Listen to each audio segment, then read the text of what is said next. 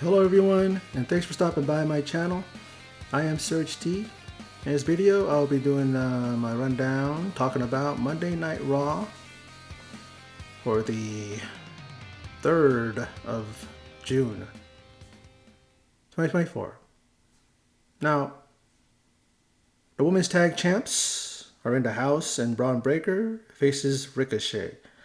The Judgment Day are here, and Liv kissing Dom last week. I missed that because my DVR recording cut off, and I didn't catch that. And in that, you see that Dominic didn't kiss her back. He kept that mouth closed. I'm thinking his real-life wife said, I'll let you do that scene, but don't open your mouth, don't slip a tongue in. And then we see Liv is in the ring. What did she have to say? In the end, she said that the cherry on top of all that she has done lately was kissing Dirty Dom. And then he comes out, and the boos drown him out. And folks, it's getting old. We get it. He's the heel. Let's boo him. Let's drown him out. He can't talk. He always stops. Really? It's really getting old. Seriously, getting old. And Mommy is going to kill Liv, says Dom, but he may get killed too. That's what she says. There's a lot of sexual tension between her and Dom. And Dom is pretty much included in all and everything that Liv is going to be taking away from Rhea Ripley. And does Dom really want Liv to go away? Finn and Judgment Day do. But Dom, he may want some of Liv, and who can blame him? Now, Sheamus, backstage, and he thinks there may be more bite to Kaiser's bark. And to gain Sheamus' respect, he says, is to put on banger after banger. And as he walks away, the crowd continues to say banger after banger. Because they're sheep, of course they are. Of course they'll do that. And yes, folks, he has his old theme. It starts off with his current, the start of his current theme, but then, Written in My Face plays out. But Kaiser attacks Sheamus before the song can continue to play. He attacks him from behind, and as he is walking up down the rampway, and Kaiser targets his injured knee. Now, we see that Ethan Page and Jordan Grace, they made their debuts, NXT debuts recently. Especially Jordan Grace, who did that last week, answering the challenge to Roxanne Perez and her in NXT Women's Championship. And she's going to be in action on NXT. And I may tune into that. I have that in my DVR. I know Raw is going to be posted to my channel on early Wednesday morning. And I'm thinking about just watching her match because I love Jordan Grace. I think she's great. Then Sophie. And then Stevie Turner. I almost said Sophie Turner. Sophie Turner is Sansa from Game of Thrones. But Stevie Turner is someone who I was a big fan of in NXT UK. I don't know where that girl's been, but glad she's popping up. Hopefully she's going to be a mainstay in NXT until eventually she's called up to the main roster. They could definitely use her. And tonight, well, let's at least finish the match between Kaiser and Sheamus. And Kaiser wins this one. It was a brutal, physical match. And it was Sheamus' knee that kept him from winning this. And gets rolled up in the end. You see Sheamus, the fair skin that he has, him. He gets chopped, and you can see the welts and all the damage done to his chest area. But he did get in a little bit on Kaiser too. So Kaiser didn't get out of that unscathed. Now, tonight, Judgment Day has the scores to settle. And first up is Dragon Lee, who gets Finn tonight. Finn Balor and Dragon Lee. And JD McDonough. I love when Cole and McAfee call JD that. But in the end, a coup de grace, or coup de grace, I like to say, wins this for Balor after chaos caused by Carlito and JD. And then Braun and Rey come down, and Strowman is on their asses and almost runs them over with a Strowman Express. Now, backstage, Carlito is given a task by Damian Priest. That is for Carlito to ask Pierce for a match with Strowman. And then Miz and R-Truth, comedy gold backstage, talking to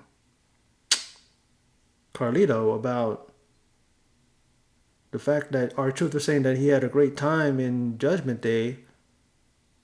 I mean, he's gone from Judgment Day. He saw what they did to him.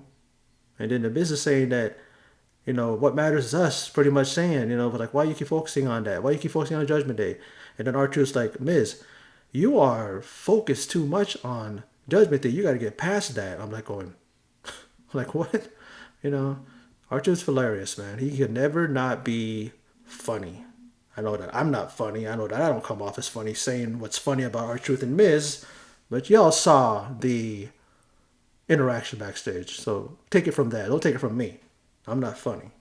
Anyway, Sami Zayn's in the ring and demands Gable to get into the ring and settle this once and for all.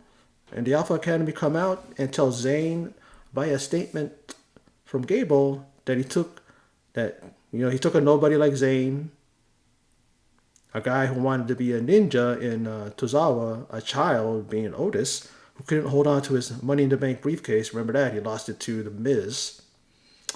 And then a knockoff Barbie, that being Maxine Dupree, and he pretty much made them all successes. The only way to end this is to give him a title match, says Gable, and Sami agrees to give him that match at Clash at the Castle. Now, Zayn tried to convince the Alphas that they deserve better, but then he gets attacked from behind by Chad Gable as the Alpha Academy look on. They then get berated by Gable, and Otis gets a huge ovation as he appears to get in between Chad and his teammates. But a misunderstanding causes Otis to deliver a world's strongest slam to Zayn. He did that because Gable pushed Sami into Otis, if I remember correctly, and he knocked Maxine off the apron. He turns around. Gable's pointing at Zayn that he did it, and then you see what happens. What Otis did, he delivers the world's strongest slam to Zayn. Now, Bron Breaker, backstage, he'll teach Pierce and Ricochet some respect due to not being put in the King of the Ring tournament. And then he says that no one will hold him back. Again, Adam Pearce made a huge mistake. He even said, "Oh, you're bringing that up again?" Of course he's going to bring it up, Pierce, because what you didn't put in one of the hot prospects, one of the biggest rookies ever in the last few years, in last recent memory, and you didn't put him into that tournament. I almost forgot about him just simply because it's like he was away for a bit. And then when he pops up and says that he wasn't in the tournament, I'm like, yeah, he wasn't.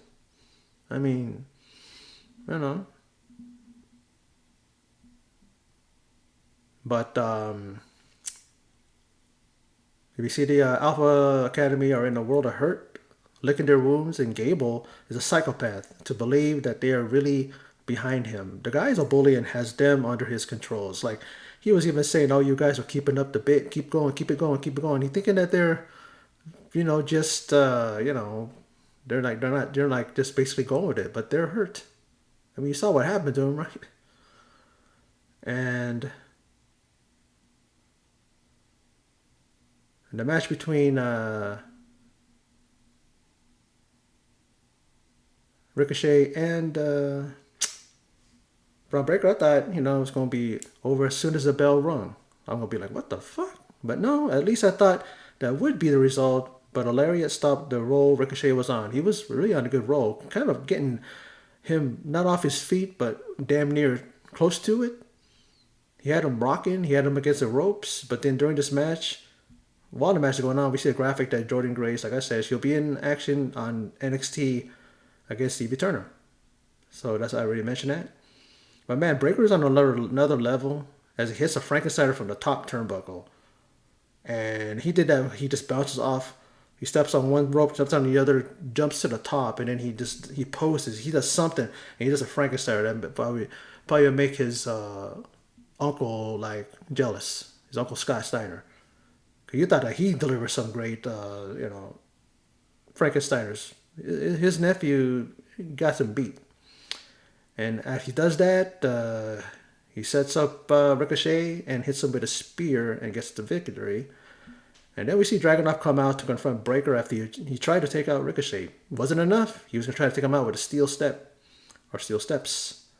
So, they're really building him to be a big monster on this thing, even though they do have a monster in that of Bron Breaker, another Braun. I don't know. It's kind of weird how they didn't change Bron Breaker's name. You'd think they would, because sometimes these guys don't want the same person. That's another change right there, because WWE would never have multiple people with same names. You know what I'm saying? More than one person with the same name. They do that in AEW, do that in other promotions. They don't care if someone's named Adam, someone has a name of Smith as their surname. They'll still keep their names, Like, look at this. Ethan Page, he still keeps his name. His name ain't even changed. He might be different when he goes to the main roster, but he's known as Ethan Page. And then you got Bron Breaker and you got Braun Strowman. When are they gonna collide? Maybe they'll have a match where it's like the right to keep the Braun name. I don't know. It's changed. It's spelled differently too. So, now Ray's backstage and pretty much says man to man, face to face. Ray promises to take out the head of Judgment Day for La Raza for LWO. And Natalya faces Kiana James in her Raw debut, so I guess she's gonna wrestle and not just be an assistant to the GM. I thought that's what their thing was for the meantime. I knew eventually she would wrestle, but she's gonna wrestle. And in the end, after a good match, even Natalya looked good in this match. She files her 401k. That's her finisher, which looks like a face buster. It looks like a sling blade the way she flips herself around, but then it looks like a face buster. Not really a face buster, but she plants the person's face into the ground. And like I said, she looked good in her debut, and she took all that Natalya dished out. So good on her. She looked good. I think people are gonna really take notice because of this match, and the more she is out there, the more you're gonna see that she is actually a very, very good talent in that ring. I really like her. I think she's great. Now, Karrion Kross telling the New Day, in essence, that the power of positivity is dead. And then the Master of Mind Games tells Woods as Kofi walks away, Woods, after tonight, you won't have to follow him around anymore. Trust me. Now, Strowman, he does look to take out Carlito, but first we see Natalya. She talks to Sonya Deville, who returned recently. And she says enough is enough, and it's time for a change. I'm like, didn't her Uncle Owen Hart say that once upon a time? I'm not a nugget. Remember that? Great stuff from Owen Hart. And then we see Sonya Deville walk up to Zoe and Shayna. She still wants to create something or create a group with them. I mean, she insinuated, it'd be a great idea if I think she was going to say, if Natalya joins us and we become she's talking to them like these guys give a fuck about her. They don't. Zoe even told her how many times we want to tell you we don't want anything to do with you. Shayna was the same way.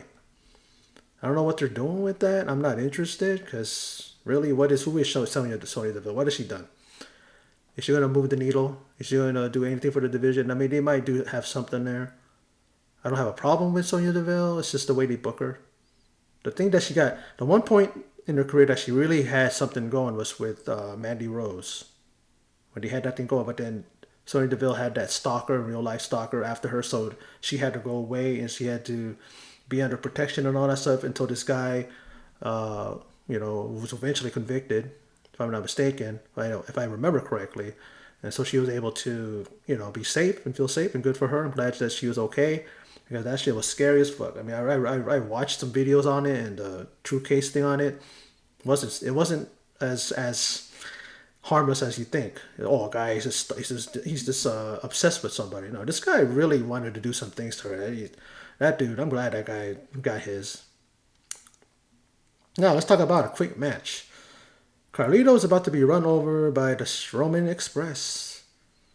And then in the end, we see a reverse choke slam puts Carlito out, and Braun wins this match. And Braun handles all of Judgment Day pretty easily. And then Liv gets in between Braun and Dominic. And then this distracts Strowman. and opens up to Judgment Day, and they use their numbers and a steel chair to put him down. And Liv is still trying to get mommy's poppy, you know. Now, the women's tag champs, Jade and Bianca, are open to anyone's challenge, and Jade wants the challengers to come out and say what they gotta say to their faces, talking to Shayna Baszler and Zoe Stark. And then they both come out, and Shayna says that they will beat them and send them packing back to SmackDown. And pretty much there's like a hint of them having a match tonight. And then Pierce comes out and asks if Hershey, Pennsylvania wants that match tonight because the participants want to go. And Pierce makes it official. And in the end, after it was a competitive match. I liked it. But after Bianca delivers the KOD, you think, okay, they're going to successfully defend their title. Alba Fire attacks. Attacks the champions. Of course, in tow, she has Isla Dawn. And I guess it draws a called off match, a no contest, fucked finish. And I'm just thinking this is going to end up in a triple threat down the road, perhaps at Clash of the Castle. And I think that this match was too impromptu. I mean, this ending was a no surprise. Like, they didn't really lose.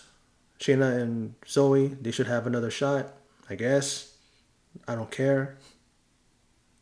But I'm interested in Isla Dawn and Alba Fire because this is like a different matchup.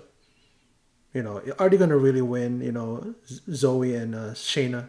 They had, like I've said before, they've had their opportunities before. It never pans out. Let's just move on, Now, backstage with the World Heavyweight Champion, and he's being interviewed by the lovely Kathy Kelly.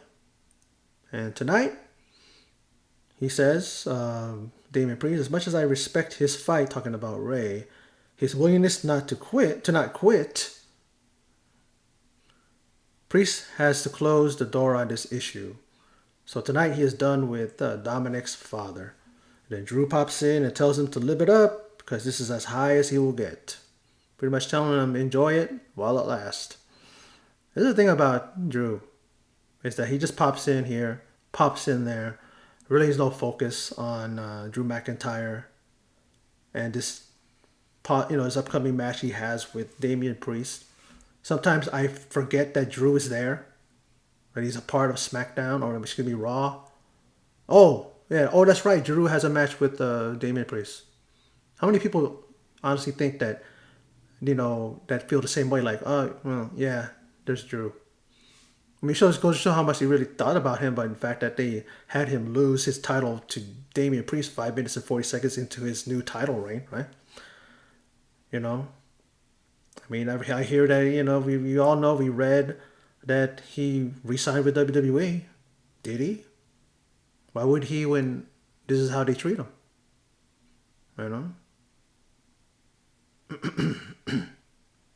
Now, the Yeet Flies are out. Nah, I made that up. I mean, I know it won't catch on. Who am I? But it's better than saying the Fireflies. So that's Brace. Yeet Flies, I think would actually, I might hear somebody say that one day on WWE. But it's not hard to put those two together. It's not like I'm a what do you call it, a forecaster or someone. Oh, I can see in the future someone's going to use my thing. No, put Yeet because they use Yeet and everything for Jay. Why not? And he's descending through the crowd as he plans. And, he has plans, and he talks about how the Bloodline Civil War happened last year. And despite all that, he kept on fighting. And he wasn't just a right-hand man.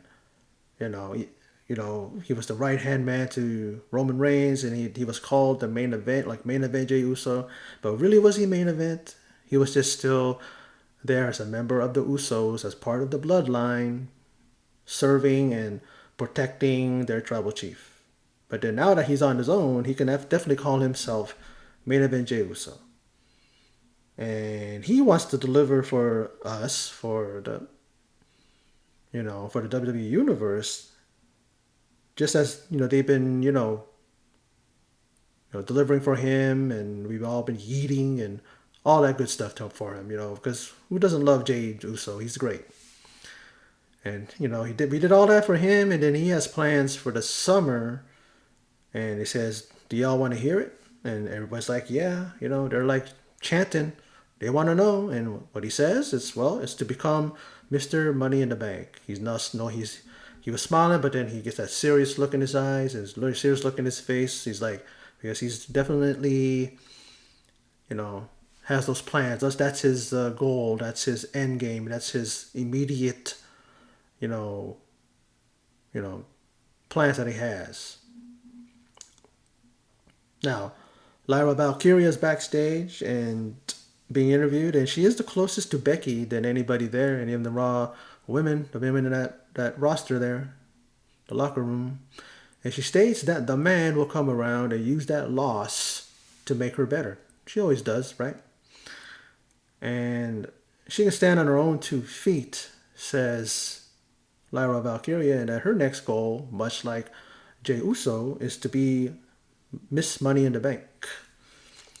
Not Jay's not doesn't want to be Miss Money in the Bank, but she wants to be the Money in the Bank holder.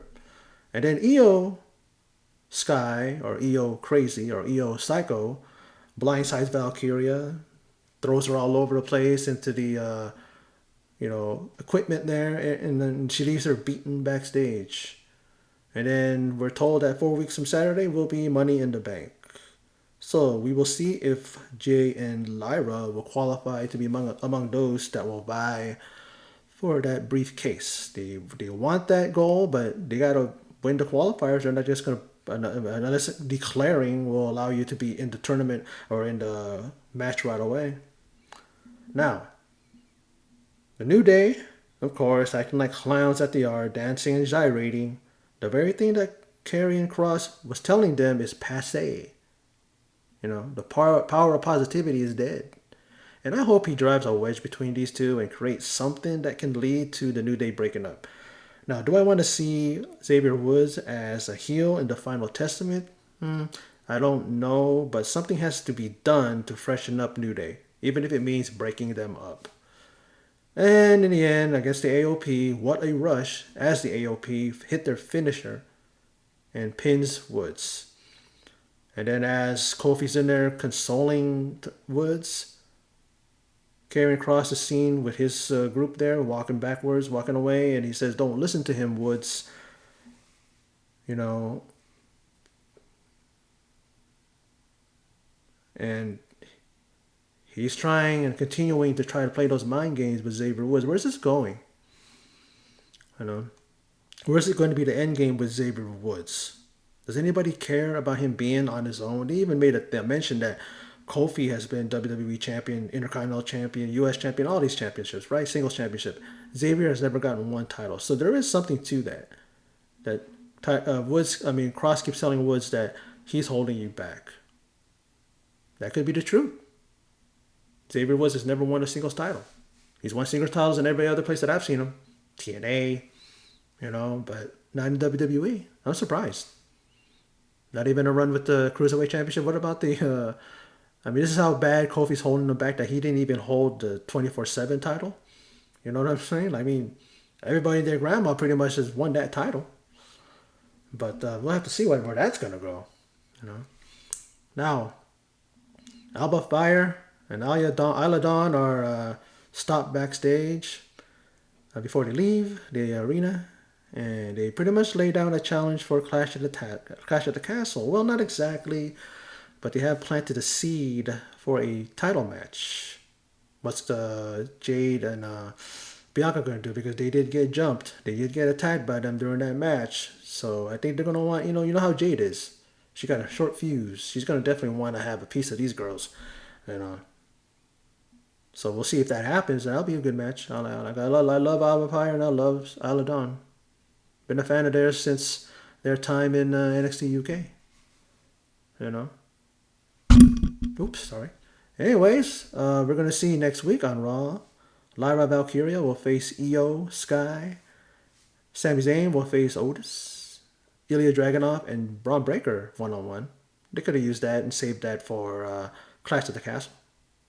or even just a future thing. But I guess you want to show them on Raw next week. Maybe it's going to plant a seed for all of us to be able to see them how they blend, how they gel in the ring, how they go in the ring. Because then we'll be like, well, you know what, we want to see these guys go at it at SummerSlam or go at it in WrestleMania. You know what I mean? We'll see. And up next, the main event, Rey Mysterio goes one-on-one with the World Heavyweight Champion, Damian Priest. And in the end, all the craziness, all of the the Judgment Day coming out, causing Rey to not be focused on the task at hand. He's standing on the top rope or sitting on the top rope or attempting to go to the top rope. And then Damian Priest just grabs him, puts his hands around his throat, and he ends up hitting him with a super South of Heaven from the top turnbuckle. And Priest pins Rey and gets momentum towards Clash of the Castle at the Castle next Saturday. But then he is attacked by Drew. He takes out the rest of Judgment Day and says to put Priest to the announce table or the announce desk, but Priest beats him to it and puts McIntyre through it instead and stands tall. So a little bit of momentum on Drew's side, but it was quickly extinguished by Damian Priest. And Damian Priest ends up standing tall at the end of Raw. And a very good Raw. You know, the 3 hours went by pretty good for me, pretty quick for me. You know, just enough time was spent on promos, not too long, not too lengthy. They're very interesting. It's told a story. It moves stuff along to Clash at the Castle, possibly beyond. We're already talking about Money in the Bank. I mean, how quick Money in the Bank is going to happen right after it's going to be like 3 weeks right after Clash at the Castle, because it's 4 weeks to Money in the Bank, but then the next week is is Clash at the Castle. I forgot about Money in the Bank. Clash at the Castle, even though it was mentioned, I was thinking that it was Crown Jewel, but Crown Jewel happened, didn't it already? They have Bash at Berlin coming up. I know. And of course, Royal Rumble, not Royal Rumble, but SummerSlam's coming around too. So a lot of things happening in WWE. A lot of things to take in. I mean, are they going to have time to, set up storylines and feuds and, matches for that? For those upcoming, I'm pretty sure they're able to. They're going to do that. WWE is good at that. But, that's my video. Short and sweet. Don't want to stand here talking too long. Very tired. Just got off work. So I'm going to leave it at that. And again, say that Raw was okay. Was good. Very decent. I enjoyed it. The 3 hours went by quickly for me. But I'm pretty sure there's those in the IWC, those content creators are going to say that this thing sucked ass or they didn't like it or whatever. But to each his own. I can't say that I like it just because other people liked it. It's what I think, and I actually enjoyed it. No problem. No problem on this end. So anyway, that's my video. So for those of you who stopped by and checked it out, I appreciate it. Thank you very much. And until next time, take care, and I will see you in my next video.